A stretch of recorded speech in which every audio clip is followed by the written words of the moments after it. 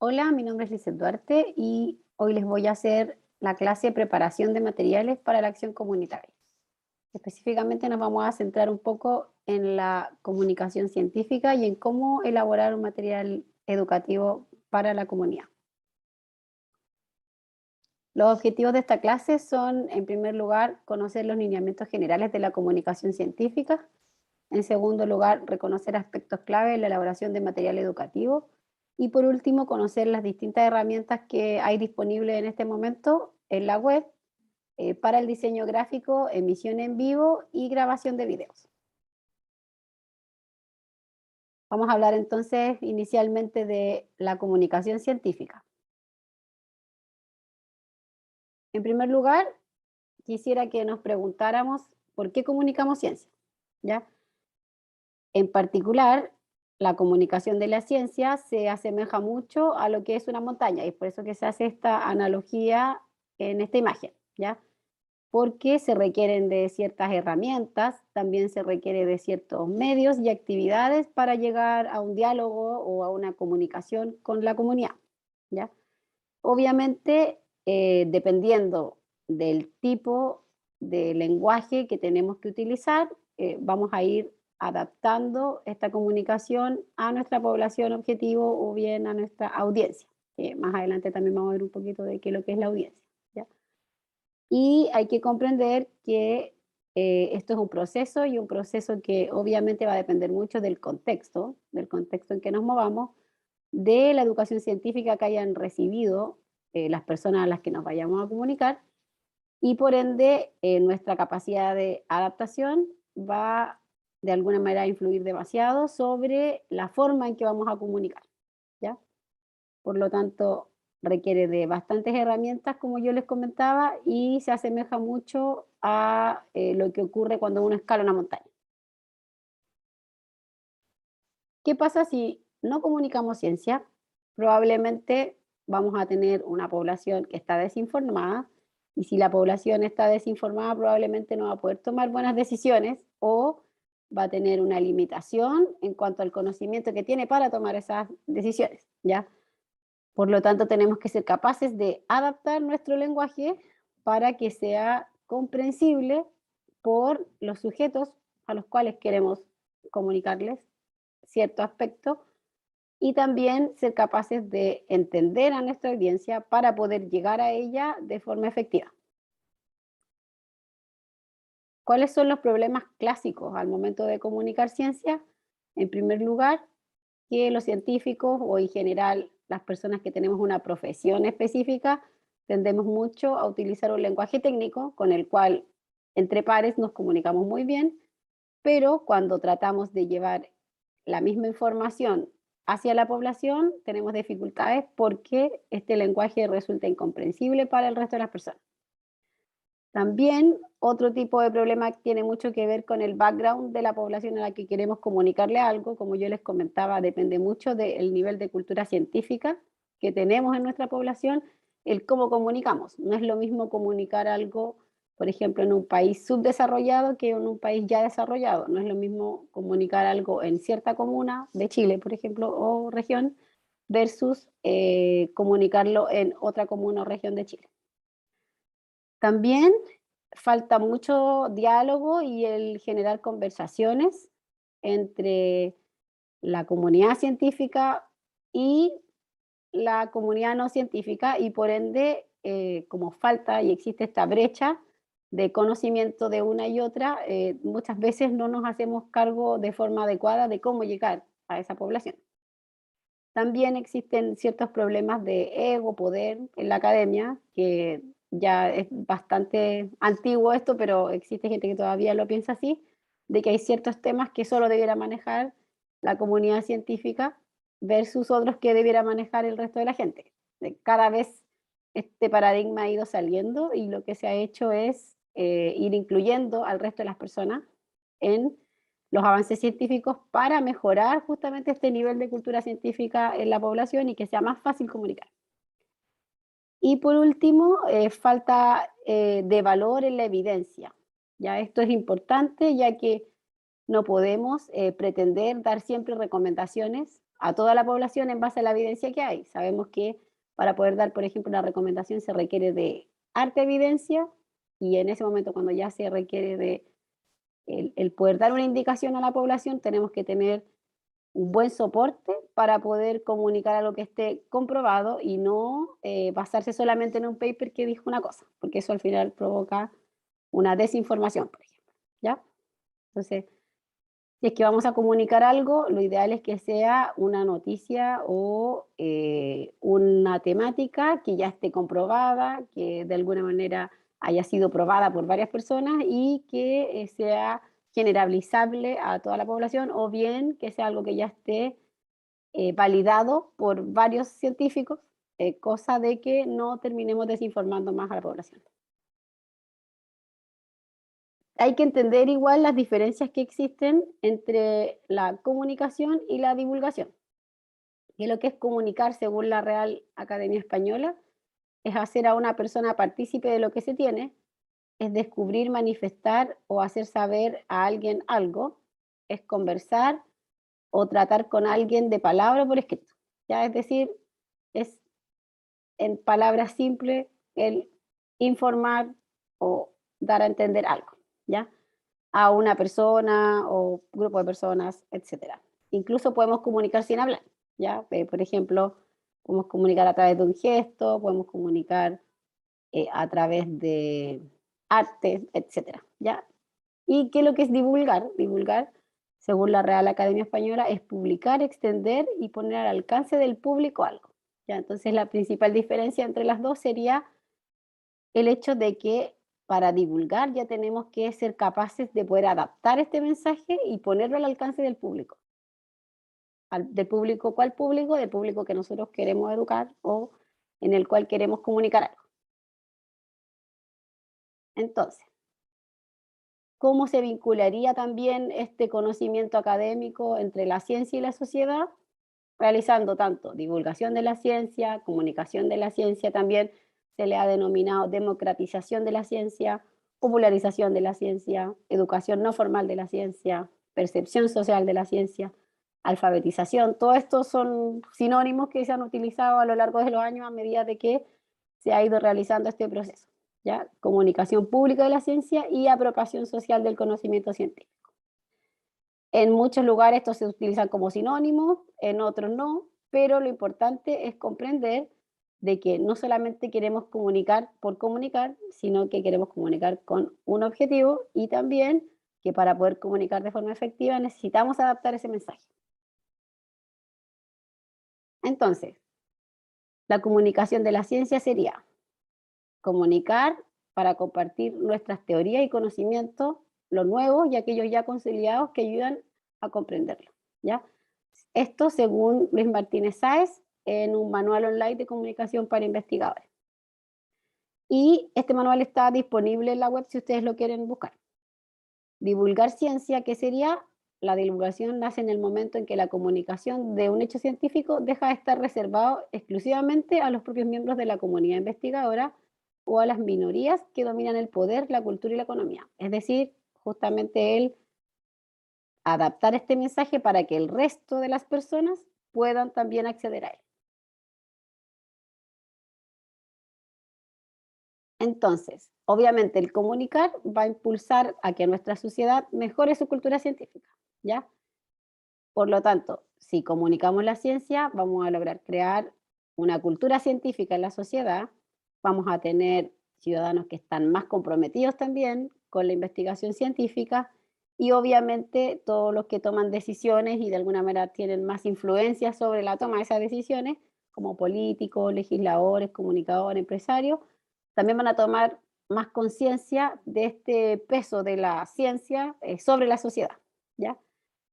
Finalmente, esto va a llevar a más valoración del trabajo del científico y también mayor financiación, lo que permitirá crear alianzas y mejorar al final la sociedad en general, ¿ya? Ya que si la comunicación y la cultura científica no permea al resto de la población, lo más probable es que quede dentro de este grupo reservado y no se puedan tomar de alguna manera ciertas medidas o ciertas inversiones que podrían haber sido adecuadas en ciertos momentos adecuados. ¿ya? Por lo tanto, la comunicación de la ciencia es fundamental, la divulgación de la ciencia también, y esto nos ayuda a mejorar como sociedad. Brevemente vamos a hablar un poco sobre la planificación al comunicar ciencia, ¿ya? Y para esto yo les incluí el paradigma de Laswell, ¿ya? Quien es considerado uno de los precursores de las 5W en estos manuales de periodismo. Este es un sociólogo que estudió la influencia de todos los medios en el proceso de creación de una opinión pública, ¿ya? O sea, estudia lo que la masa o el público logra o se logra la masa o el público al momento de que uno realiza una intervención, ¿ya? Este modelo es súper antiguo, se publicó inicialmente en el año 1948 en este artículo Estructura y función de la comunicación de masa, y en él se establece que los actos comunicativos pueden ser descritos respondiendo 5 preguntas, ¿ya? Estas 5 preguntas son: ¿quién? ¿Qué? ¿A quién? ¿Cuál es ese canal? ¿Y cuál es el efecto? ¿Ya? Entonces, cada una de estas preguntas se va respondiendo y frente a eso vamos generando posteriormente un plan de comunicación, ¿ya? Obviamente, posteriormente se le fueron agregando más Ws, ¿ya? Y en el año 1958 don Richard Braddock agrega las preguntas en qué circunstancia y con qué intención a las que yo ya les mencioné, que eran las 5W del priorismo. ¿Por qué se llaman 5W? Porque son todas con W en inglés, ¿ya? Acá tenemos un ejemplo de planificación de proyecto que deriva justamente de estas preguntas y nos permite de alguna manera ver cómo vamos a ejecutar nuestro proyecto de comunicación, porque para poder hacer un proyecto de comunicación de forma adecuada deberíamos tener una planificación, ¿ya? Entonces, en el qué, lo que deberíamos definir es qué queremos hacer. Obviamente, cuál es la finalidad de esto, cómo lo vamos a hacer, y en el por qué, lo que queremos hacer, ¿ya? Obviamente fundamental el por qué queremos hacer esta comunicación, por ejemplo, este plan de comunicación o este plan de divulgación. En el para qué debemos decir para qué se quiere hacer, es decir, los objetivos que tenemos de nuestro proyecto. En el cuánto, eh, las metas que queremos conseguir. En el dónde, la localización física o la cobertura espacial o la localización, por ejemplo, en un espacio de una región en Chile, por ejemplo, etcétera, ¿ya? El cómo es la forma, la actividad que vamos a hacer, la metodología que vamos a utilizar, las tareas que nos vamos a poner. El cuándo se refiere más que nada a en qué momento lo vamos a hacer. El a quiénes es a quiénes va dirigido, cuáles van a ser, por ejemplo, nuestros destinatarios o beneficiarios de este plan de comunicación científica. Quiénes se refiere a quiénes lo van a ejecutar, ¿ya? Que son los recursos humanos que lo van a hacer. Y con qué se refiere a con qué se va a hacer y con qué se va a costear, ¿ya? Porque obviamente necesitamos tanto recursos materiales como recursos financieros para poder ejecutar este proyecto. Y acá tenemos brevemente las fases de un plan de comunicación, ya que ustedes podrían utilizar cuando quieran, por ejemplo, comunicar sobre un tema en específico. Entonces, en primer lugar, hay una fase de análisis en la que se ve cuál es nuestra situación en términos, por ejemplo, de comunicación. ¿Qué recursos materiales tenemos? ¿Qué recursos humanos tenemos? ¿Cuáles son las experiencias de comunicación previa? ¿Qué antecedentes hay respecto a lo que ya sabe la población? ¿Ya? Para poder plantear después objetivos, que los objetivos tienen que ver con qué queremos conseguir y obviamente también el saber y controlar que se cumplan esos objetivos a través de ciertas metas, ¿ya? Siempre en cualquier proyecto uno debe velar porque estos objetivos sean realistas y alcanzables, porque si no, está mal hecha la planificación, ¿ya? Luego de eso nos vamos a ir al público o la audiencia, que yo les comentaba que vamos a ver un poquito sobre audiencias, que es bien importante, y ahí definimos en profundidad cuál es el público al que nos dirigimos. Obviamente, si tenemos un conocimiento adecuado del público al cual nos dirigimos, vamos a poder diseñar una mejor estrategia para llegar a ese público y para que a ese público le den de alguna manera ganas de acceder a nuestra, por ejemplo, plan de comunicación o tratar de hacer algo lo más atractivo posible para que ese público pueda participar de este plan de comunicación, ¿ya? El mensaje se refiere a qué vamos a transmitir, ¿ya? Entonces ahí también podemos detallar qué va a implicar este plan de comunicación, de en qué tono va a ser, obviamente considerando qué público vamos a tener, qué herramientas vamos a utilizar y qué formato también vamos a utilizar para poder transmitir este mensaje, ¿ya? El presupuesto, más que nada, con qué presupuesto contamos para poder hacer cada una de las acciones que planificamos. El plan de medios, que es súper importante, ya que nos permite de alguna manera establecer qué canales vamos a utilizar para poder desarrollar nuestro plan. Por ejemplo, nuestro plan va a ser hecho en Instagram, ¿ya? Y vamos a eh, utilizar el canal de comunicación de la Universidad de Chile para poder difundir nuestro material educativo, ¿ya? Estoy dando un ejemplo, ¿ya?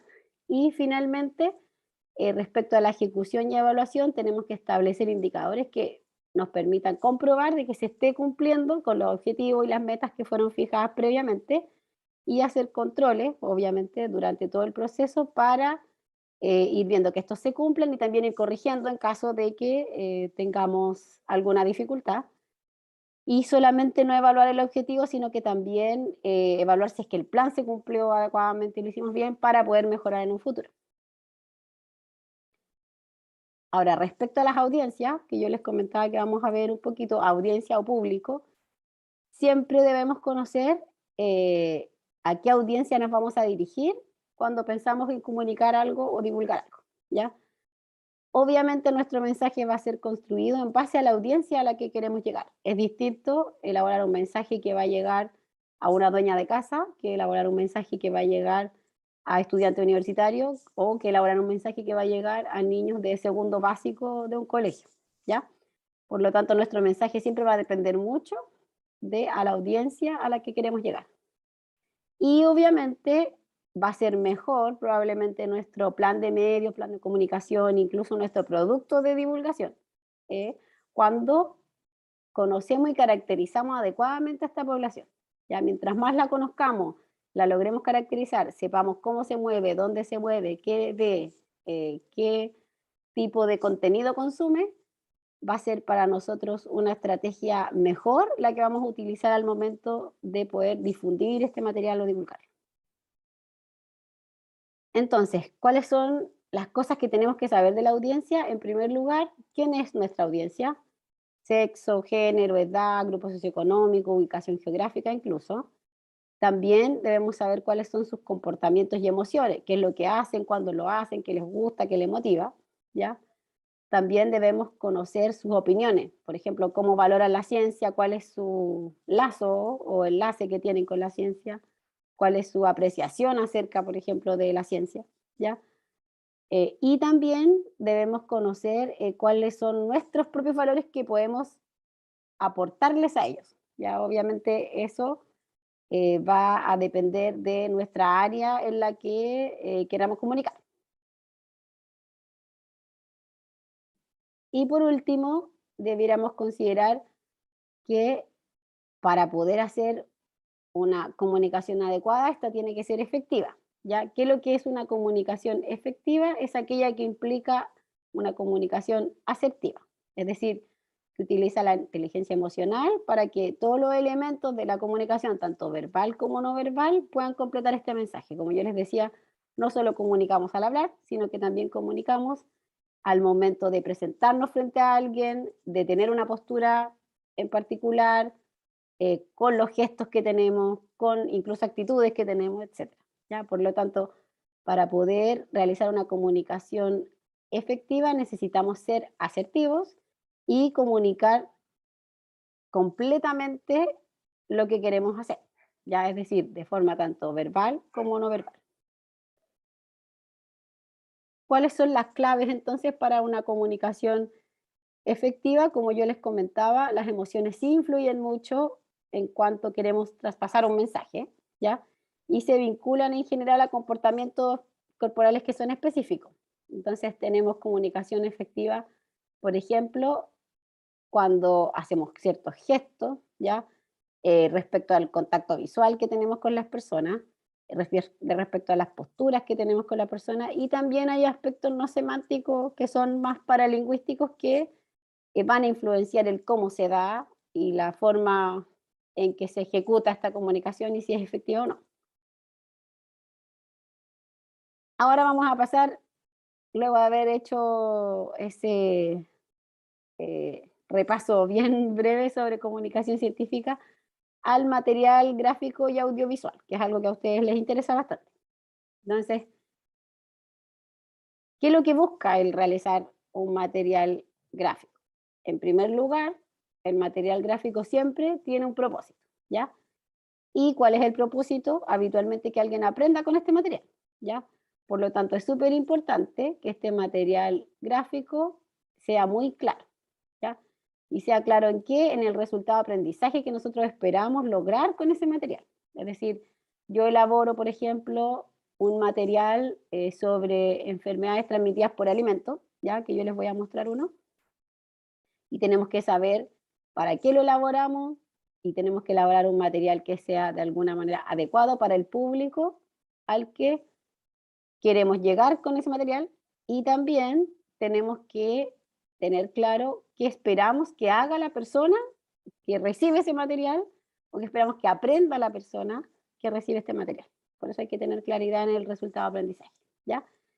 Y también es muy importante fijarse en los aspectos gráficos, como que, como por ejemplo la apariencia, el tamaño de la letra, el formato en que va a ir, si es que, por ejemplo, nos vamos a dirigir a una población que es más joven, que normalmente se mueve en redes sociales, habitualmente vamos a estar utilizando la red social en un formato que sea adecuado para una red social, ¿ya?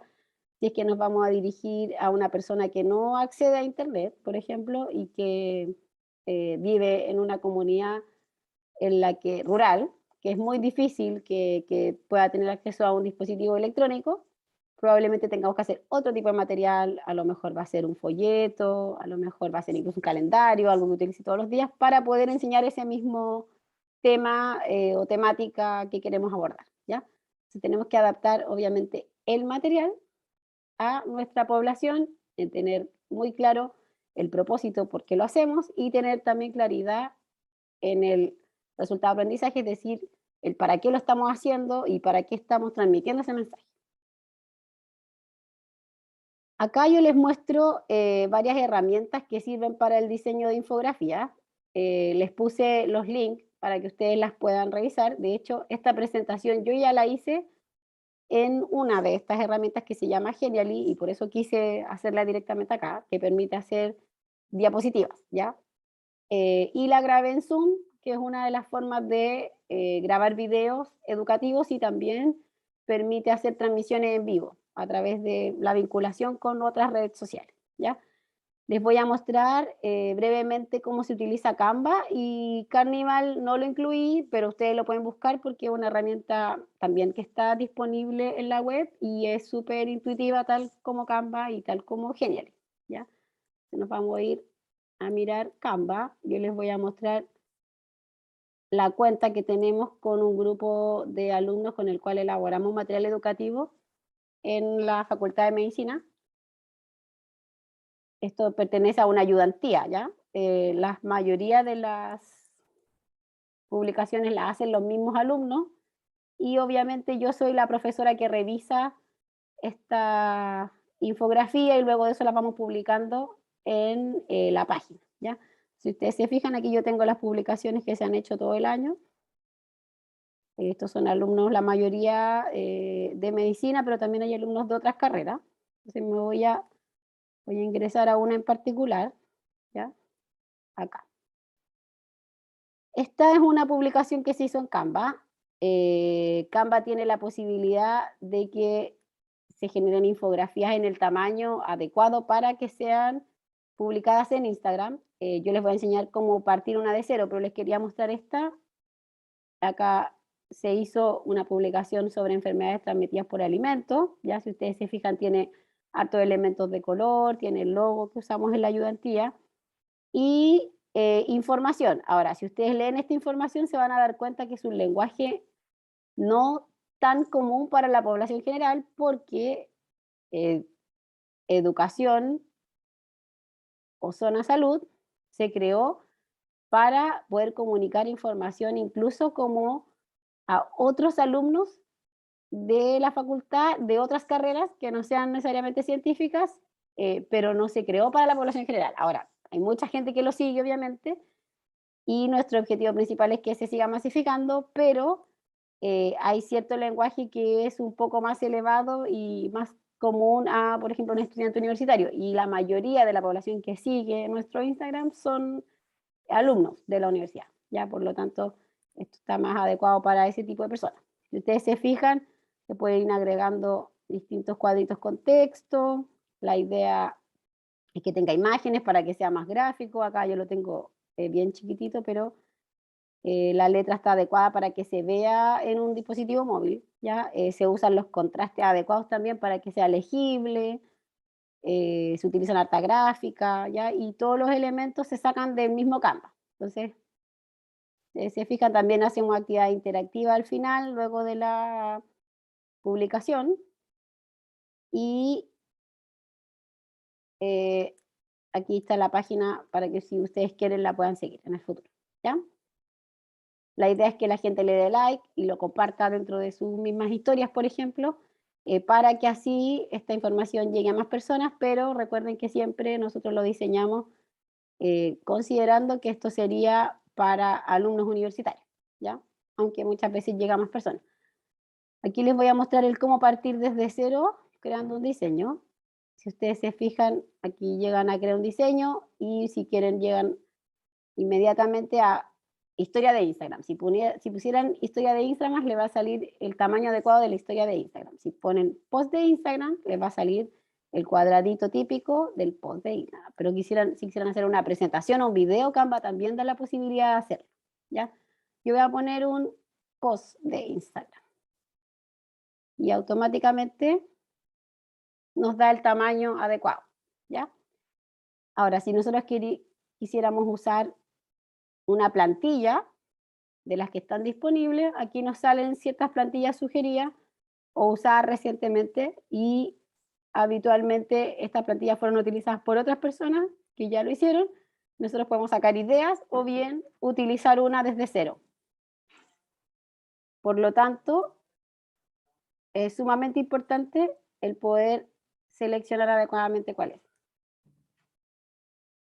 Entonces, podemos seleccionar, por ejemplo, esta que dice perro, ¿ya? Ahí tenemos la primera página y si nosotros quisiéramos sacar, porque vamos a hacer un post sobre mascota, ¿ya? La foto de este perrito la eliminamos y la podemos reemplazar por otra cosa. Cuando tenemos este círculo como con una nube, lo que se puede utilizar es la opción de subir un archivo, por ejemplo una foto, y ponerla sobre esto y se va a adaptar, ¿ya?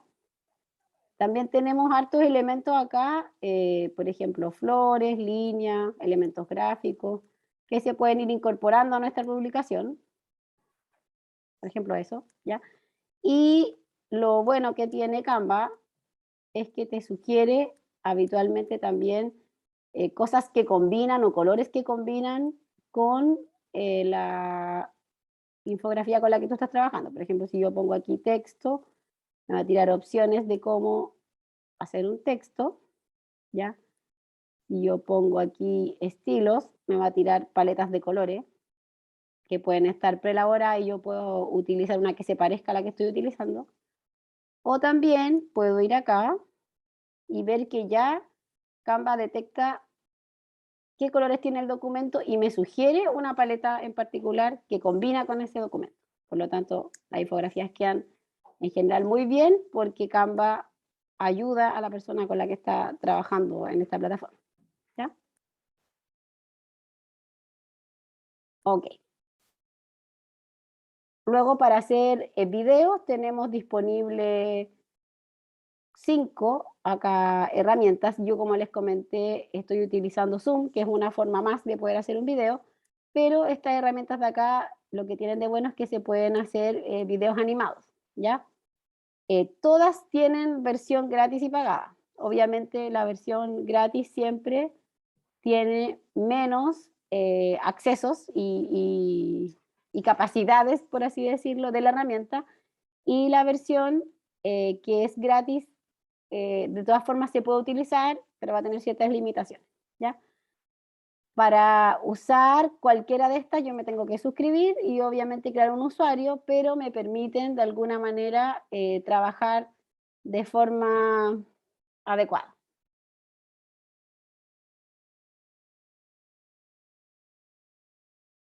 Finalmente, para la emisión en vivo tenemos también algunas herramientas. Estas herramientas, yo les mencioné acá dos que también les puse el link. Una se llama Believe y la otra StreamYard. Ambas permiten hacer publicaciones en vivo, ¿ya? Y obviamente esto ayuda mucho porque también tiene la opción de poder, por ejemplo, generar un GC, el poder manejar, por ejemplo, las pantallas a la gente que tenemos agregada en vivo versus la que está como fuera del set, ¿ya? Y también son herramientas que son gratuitas y ustedes si ingresan van a poder ver cómo se utilizan y en general son bastante fáciles de manejar. Finalmente, no debemos olvidar cuál es el propósito de comunicar. Obviamente, no hacemos solo materiales educativos para dejarlos en la web, por ejemplo, sino que tratamos de hacer esto para poder educar y para poder educar a un público en particular, ¿ya? Y necesitamos de cierta planificación para que este proceso sea lo más adecuado posible. Obviamente, en este momento lo que la lleva, por así decirlo, es lo digital, pero también debemos pensar que se pueden hacer otras actividades que no necesariamente son digitales y que permiten que nuestra población acceda de otras formas a ciertos mensajes que queremos comunicar. Muchas gracias y les voy a dejar una tarea y también literatura complementaria que les permitirá el poder enriquecer todo lo que yo les he enseñado en esta oportunidad. Nos vemos.